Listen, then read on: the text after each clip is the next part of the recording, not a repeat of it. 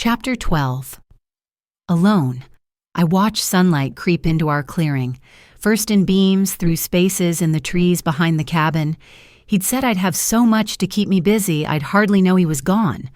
I missed him every moment, but he wasn't wrong about there being a lot to keep me busy. The day before, I'd used a broom handle to pull down the trousers the old man had left hanging from the rafters. They still lay in a heap on the porch. This morning, deciding to see if any might prove useful, I heated water and put them to soak in his washtub. Later, while I scrubbed the old man's ragged trousers on a washboard, I heard the putt-putt of a small engine and the clack of wheels on rails. Looking up, I saw a utility cart chug by going up the mountain.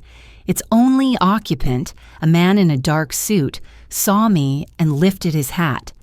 I waved, happy to see another soul. When I judged the old clothes were as clean as they were going to be, I hung them over the garden fence. Then I forked over the grass Jamie had cut so it would dry on the other side. After that, I tried to make sense of the garden. It looked like the old man had planted haphazardly or hadn't been steady enough to dig a straight row.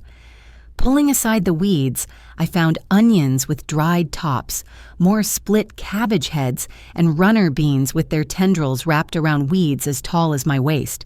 Because of the beans, I spared those weeds and spent the rest of the morning bent over a hoe that had a short, broken handle, cleaning out the garden. The corn patch didn't have as many weeds, but the ears were not ready. If I'd had seed, I might have planted a new row of beans. While I worked, I recited our growing list of needs: paper and pen, bean seed, baby chicks or hens, a hammer and nails, lumber or tin, to repair the porch and the chicken coop, straw for bedding, coffee, cornmeal, bacon, maybe a ham, salt. There was almost enough cabbage to make sauerkraut, but I'd found no salt in the cabin.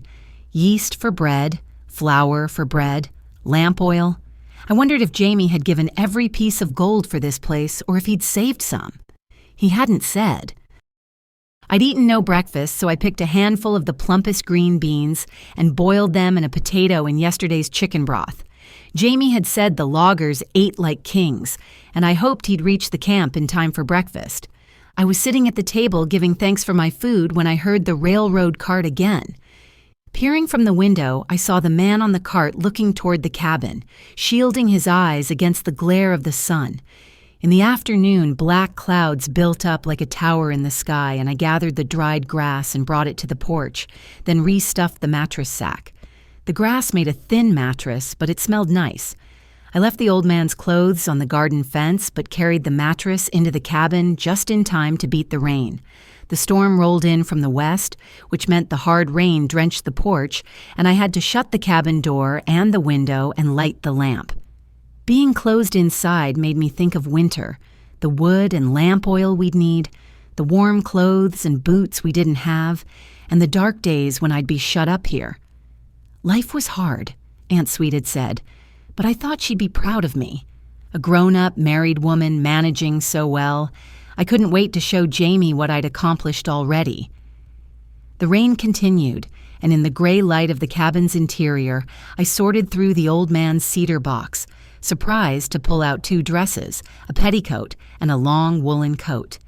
Their owner must have been tiny, for I could get my arms into the coat, but it was an inch short of closing. There was no use to try on the dresses, but all this clothing could be cut up and put together for a quilt. To my list of needs, I added sewing materials: scissors, needles, thread, batting for a quilt or 2, flannel for the backing, stout thread to knot the layers together. At the bottom of the box, I found a neatly hemmed square of soft material, a receiving blanket for a baby. It had never been used, and it made me feel sad. When the rain stopped, I carried water, heated it, pushed the table aside, and set the washtub in the middle of the cabin for a bath, so my skin would be soft and clean for Jamie. I smiled as I washed, thinking of the 2 of us together. I was drying my hair in the afternoon sun when I heard the log train go down the mountain. The engineer waved, and I waved back. He was a cheery sort of man, I thought. I imagined a wife for him, someone I might get to know, a woman like Mrs. Bond, but younger. When rain began again, I knew Jamie would not be home that night. To fill the silence, I sang as I sat at the table and ripped apart the seams of one of the dresses from the old man's clothes box, wondering about the small woman who'd worn it, who'd hemmed a baby blanket and sewed the window curtains, now so rotten they shredded at the slightest touch. I'd buy cloth for curtains to cheer and soften my new home, yellow if the store had it. Tuesday morning, I ventured once again into the chicken coop and found an egg, still warm from the hen's body. The floor of the coop seemed sound, but the roof looked old and tired of leaning in, like it was ready to give way at any minute. Poor Jamie. He'd need a month of Sundays to get us ready for winter. I was boiling the egg when I heard the huff and chuff of the steam engine coming up the grade. I hurried outside to wave, and the engineer tooted the whistle. I smiled for many minutes after that, but my pleasure came to a sudden end when I saw crows descending on the old man's corn patch. The chickens could feed themselves on bugs through half the year, but they'd need that corn through the winter, and we'd need even more if Jamie bought new hens or chicks. I flapped my apron in the air to shoo the crows away, but they went no farther than the top wire of the fence, ready to wait me out. Uncle Bert had said crows were the smartest of birds, and a good scarecrow should resemble the gardener as much as possible. That would be me. I could not sacrifice any of my clothing, but perhaps they would remember the old man whose pants and shirts were still hanging on the fence.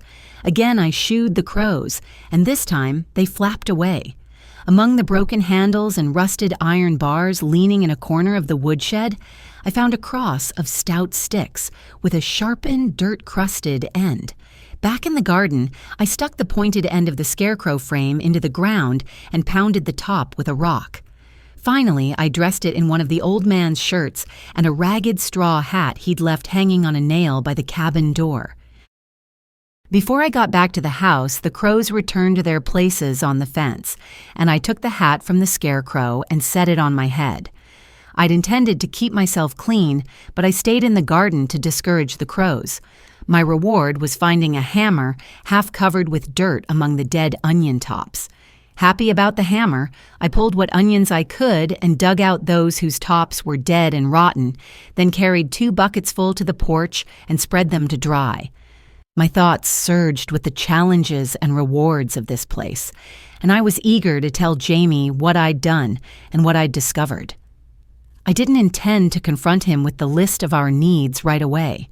He'd have his own sense of what was most important, and he'd be tired from his day, and he was the better talker. He'd be so busy telling me about his work, I might not say anything. I did no talking that night, because again, he did not come home. I told myself it was just as well because I was too tired to be a good companion, and he must be exhausted too. I sat on the porch until the sun left me in darkness, then bolted the cabin door, prepared for bed, and stretched out on our thin mattress. He'd be pleased about the mattress. I woke to a bright, cloudless day and a concert of birdsong, a whistler, a chirper, a crier, one who trilled and one who barked. I like to think they were greeting the morning, singing their delight to be alive, awake and ready for a new day. Maybe from their hidden perches in the trees they'd seen me and were wishing me a good morning as well. Their greetings were drowned out by the shouts of steam and the rumble of the supply train. I'd slept late, but I felt good. Yesterday I'd made a scarecrow and found a hammer. That morning I explored new places as well as those I'd searched before, and with each small discovery I thought how pleased Jamie would be. Everything seemed important, like the ball of twine and the crock of rancid grease in the spring house that might prove good for something. I was delighted by the big discoveries, the sawed lumber and a panel of roofing tin I found stacked beneath the chicken house. Jamie surprised me that very afternoon. I'd stood up in the garden to wave as the log train slowed, as it always did, going down the grade. I held my breath, seeing him crouch in preparation for his jump, then began to cry as he landed on his feet and ran toward me, arms outspread. Again and again he said, "I'm sorry I didn't come. I'm so sorry. They work us till dark. Then it's all I can do to finish my dinner and fall into my cot." He was squeezing me so tightly I could barely breathe. "It's all right, it is," I said. After all, he was working for us, doing the best he could. I leaned back to see his face, and he kissed my forehead, my cheeks, and the tip of my nose. When I caught my breath, I said, "But you finished early today?" His lips pressed mine. Then he laughed, the bright musical chuckle I loved so well. "Them dumb Wood Hicks is still at it. The Swamper boss sent me to a new team, said I was to tell them when I got there. I figured I could do that tomorrow because nobody's going to miss me, and I'll be back in my cot before the wake-up bell." Laughing again, he took the hoe from my hand and leaned it against the fence. "The rest of this day is for me and you." I forgot about everything. Jamie wanted a bath, so I helped him with that, and we laughed as he helped me with mine. And before I was dried off, we were in the bed, and we stayed there until we had to admit we were hungry, and we got up and put on our clothes. I had nothing to feed him but string beans and potatoes, and no salt for anything. But he said being with me was better than a feast. 2 more days, he said when he left. 2 more days. Then he'd come home Saturday on the log train. "The time will go fast," he said. "We'll get used to this." I didn't want to get used to living apart.